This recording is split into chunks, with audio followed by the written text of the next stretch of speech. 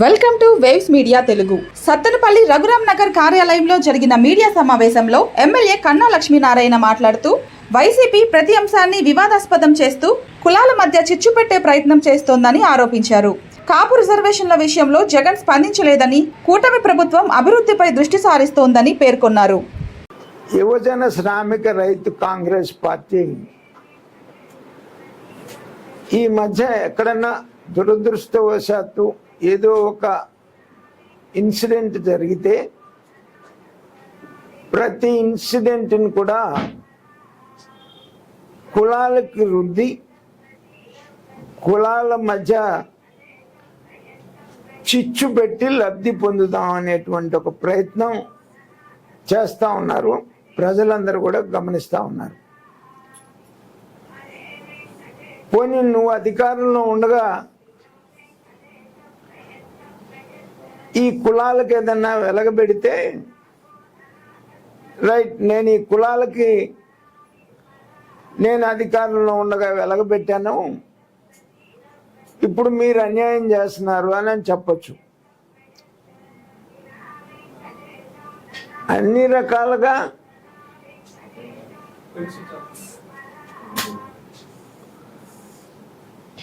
అన్ని వ్యవస్థలను ఎట్లయితే నాశనం చేశావో కులాలను కూడా అట్లానే నాశనం చేశావు. నువ్వు అధికారం ఉండగా కమ్మార్ చేత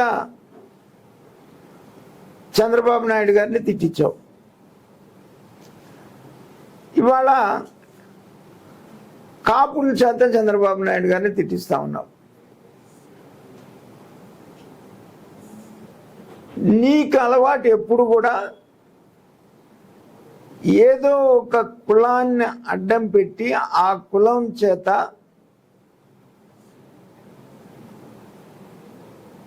అపోజిషన్లో ఉన్నప్పుడు కానీ గవర్నమెంట్లో ఉన్నప్పుడు కానీ ఈ కుల వ్యవస్థతో ఆడుకోవటం అనేటువంటిది నీకు అలవాటు. ఆ అలవాట్లో భాగంగానే ఇవాళ ఏ చిన్న విషయం వచ్చినా కాపులకు అన్యాయం జరిగిపోతుంది అనేటువంటి ఒక మాట మాట్లాడిస్తున్నావు. నేను అడుగుతున్నా జగన్మోహన్ రెడ్డి, నేను ఈ రాష్ట్రంలో గత 50 సంవత్సరాలుగా ప్రతిదానికి నేను సాక్ష్యం ఉన్నాను. ప్రతి ఇన్సిడెంట్కి, ప్రతి కార్యక్రమానికి కూడా. కాపులు బీసీలో చేర్చాలి అనేటువంటి ఒక ఉద్యమం ఇప్పటిది కాదు. దగ్గరగా 45-50 సంవత్సరాలుగా ఈ ఉద్యమం నడుస్తుంది. 40 సంవత్సరాలుగా కాపుల్ని బీసీలో చేర్చాలి అని అంటే దానికి ఒక ప్రక్రియ ఉంది. నేను కూడా రాజశేఖర రెడ్డి గారు ముఖ్యమంత్రిగా ఉన్నప్పుడు మేము 5-6 మంత్రులను కలిసి అధికారులతో మాట్లాడి ప్రక్రియ పూర్తి చేయాలి అని అంటే సోషియో ఎకనామిక్ సర్వే జరగాలి. సోషియో ఎకనామిక్ సర్వే జరిగిన తర్వాత దాన్ని బేస్ చేసుకొని క్యాబినెట్ నిర్ణయం తీసుకొని అసెంబ్లీ రెజల్యూషన్ చేసి పంపాలి అని అన్నారు. దాన్ని బేస్ చేసుకునే రాజశేఖర రెడ్డి గారు ఉన్నప్పుడు కమిషన్ వేశారు సోషియో ఎకనామిక్ సర్వే నడపడానికి. దురదృష్టవశాత్తు అప్పుడు కంప్లీట్ వివిధ కారణాల వల్ల. కానీ చంద్రబాబు నాయుడు గారు 2014-19 మధ్యలో ఏదైతే కాపుల డిమాండ్ ఉందో, కాపుల్ని బీసీలో చేర్చాలి అని అంటే కొన్ని బేసిక్ ప్రిన్సిపల్స్ పూర్తి చేయాల్సినటువంటిది ఉంది. ఆ బేసిక్ ప్రిన్సిపల్స్ ఏదైతే ఉన్నాయో సోషియో ఎకనామిక్ సర్వే జరిపించి దాన్ని క్యాబినెట్లో అప్రూవ్ చేసి దాన్ని అసెంబ్లీలో అప్రూవ్ చేసి కేంద్రానికి పంపించారు. ఆ రోజున నువ్వు వ్యతిరేకించావు. నేను వ్యతిరేకిని క్లియర్గా చెప్పాడు మీటింగ్లో. పబ్లిక్ మీటింగ్లో చెప్పాడు. ఇదేదో చాటని చెప్పినటువంటి విషయం కాదు. క్లియర్గా పబ్లిక్ మీటింగ్లో కాపులకి 5% రిజర్వేషన్ ఇవ్వడానికి నేను వ్యతిరేకిని అని చెప్పాను.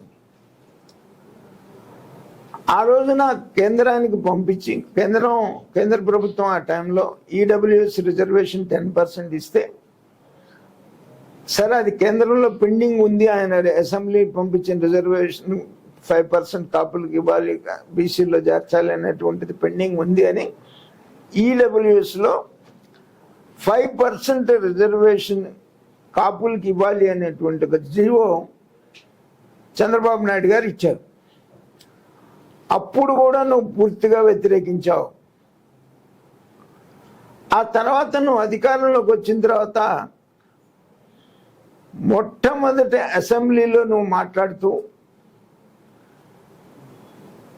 చంద్రబాబు నాయుడు గారు కాపుల్ని మోసం చేశారు, ఈడబ్ల్యూఎస్ దాంట్లో 10%లో 5% జీవో ఇచ్చి ఆ రకంగా కాపుల్ని మోసం చేశారు అని చెప్పేసి నువ్వు అసెంబ్లీలో మాట్లాడినప్పుడు, నేను భారతీయ జనతా పార్టీ రాష్ట్ర అధ్యక్షుడిగా ఉండి నేను జగన్మోహన్ రెడ్డికి లెటర్ రాశాను.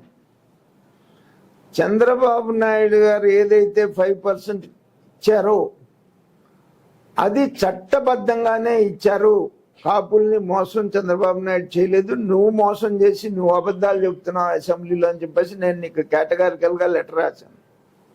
రిప్లై కూడా ఇచ్చే పరిస్థితి కాదు, రిప్లై కూడా ఇవ్వాల. ఆ తర్వాత కూడా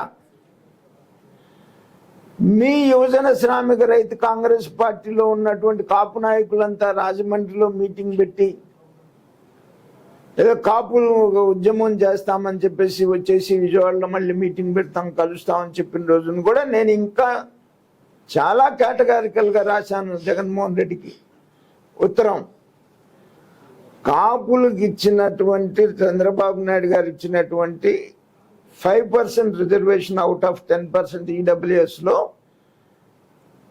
మీ స్టాండ్ ఏంటి, మీ స్టాండ్ ఏంటో చెప్పి, మీరు అధికారంలో ఉన్నటువంటి మంత్రులు శాసనసభ్యులు మీరు ఆ మీటింగ్లో పాల్గొన్నారు కాబట్టి మీ స్టాండ్ చెప్పి మీరు విజయవాడ మీటింగ్ కండక్ట్ చేయండి అని చెప్పేసి నేను ఇంకా అది చట్టబద్ధంగా ఎట్లా కరెక్టో అని చెప్పేసి చాలా క్లియర్గా కేటగారికల్గా రాస్తూ జగన్మోహన్ రెడ్డికి ఉత్తరం రాశాను. దానికి కూడా రిప్లై ఇవ్వలేదు, విజయవాడ మీటింగ్ పెట్టలేకపోయారు. ద్రోహం ఏదన్నా కాపులకు చేశారు అని అంటే అది జగన్మోహన్ రెడ్డి చేశాడు, ఇవాళకి చేస్తున్నాడు. ఎందుకంటే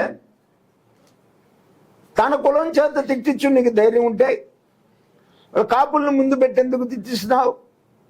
నువ్వు అధికారంలో ఉండగా కమ్మారి చేత తిట్టించావు, ఇవాళ ప్రతిపక్షంలో ఉండి కాపుల్ని బలి చేస్తా ఉన్నావు. ఆ రోజున ద్రోహం చేసావు, ఈ రోజున కాపులకి ద్రోహం చేస్తున్నావు జగన్మోహన్ రెడ్డి. నిజంగా కాపులకు ఎవరైనా ద్రోహం చేస్తున్నారు అని అంటే అది జగన్మోహన్ రెడ్డి అన్ని రకాలుగా అని చెప్పేసి నేను ఈ సందర్భంగా చెప్పడానికి. ఎందుకంటే ఎక్కడెక్కడ దురదృష్టవశాత్తు చిన్న చిన్న ఇన్సిడెంట్లు జరుగుతున్నాయి. దురదృష్టం, అలా విజయవాడ ఒక ఇన్సిడెంట్ జరిగింది, దానికి గవర్నమెంట్ ఇమీడియట్గా రియాక్ట్ అయింది, దానికి సిట్ వేసింది, నిష్పక్షపాతంగా ఎంక్వైరీ చేసింది, అతన్ని అరెస్ట్ చేసింది. నీ టైంలో జరిగిన ఇన్సిడెంట్లో నువ్వు రియాక్ట్ అయినటువంటి ఒక ఇన్సిడెంట్ చూపించు, పైగా సమర్థించుకున్నావు. ఇటువంటి ఇన్సిడెంట్లు జరిగిన రోజున సమర్థించుకున్నావు నువ్వు. కానీ వాళ్ళ చంద్రబాబు నాయుడు గారు అట్లా సమర్థించుకోవట్లా.